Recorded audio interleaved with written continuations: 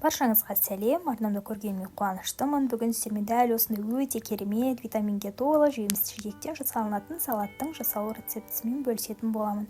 Ендеше арнамнан алыстамай, видеоның соңына дейін менімен бірге болыңыздар.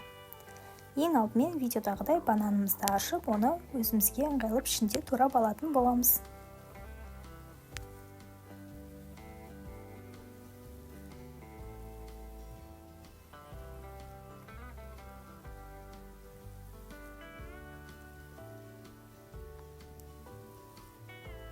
Содан соң мандариндерімізді де қабығынан тазартып, дәл осылай екі бөлікке бөліп шығатын боламыз. Егер сіздерде майда мандарин болса, оны бөліп қажет емес.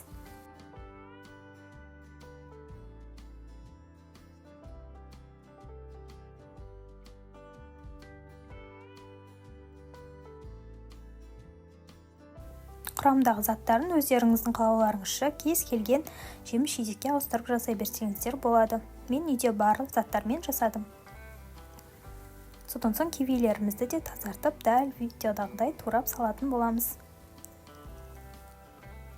Енді алмаларымызды да артық жерлерінен тазартып, видеодағыдай пішінде турап шығамыз.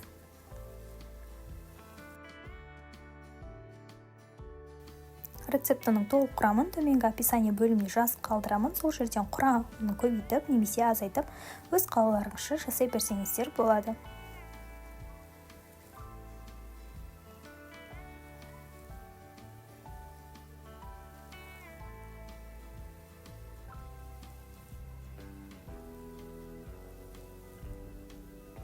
Мінеке барлық ингредиенттерімізді турап болдық. Енді үстінен 2 дана йогуртымызды салып, салатымызды жақсылап араластырып, тәрелкемізге салып, дастарханымызға ұсына берсек болады.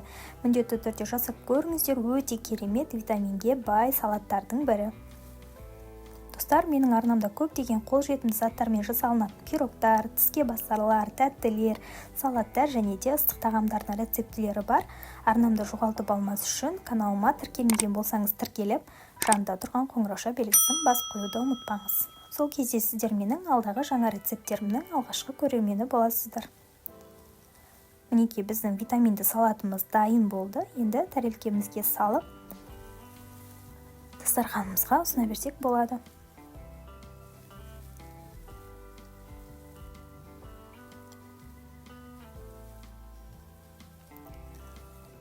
Достар, видеоның соңына дейін менімен бірге болғандарыңызға рахмет. Сіздермен болған Ариана. Видео ұнаса лайк басып, комментарий қалдырып, және де арнамда жаңа көрермен болсаңыз тіркеліп, жанында тұрған қоңырауша белгісін басып қоюды ұмытпаңыз. Келесі кездескенше сау болыңыз.